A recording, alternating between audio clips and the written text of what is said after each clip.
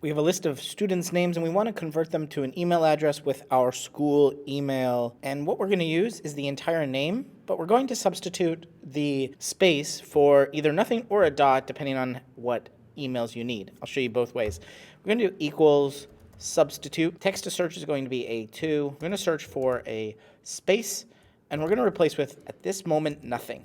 I'll show you later how to replace it with a dot. And now to get the email address, we put an ampersand and put in the @schoolname.edu. Now this could be autofilled all the way down, but we could also do this so that we don't have to continue copy and pasting. If we add more, we can just put one formula here and it'll do it for all of them. So we're gonna wrap this with array formula. And the only change we have to do is change A2 to A2:A. And now the entire column is email addresses. Now, if we want to substitute the space with a dot, let's say, over in our substitute formula, instead of replacing with two quotation marks with nothing there, just add a dot. And now everyone has a dot between their names. If you're looking to get more out of Google Sheets like these Google Sheet formula combinations, subscribe here to Better Sheets on YouTube.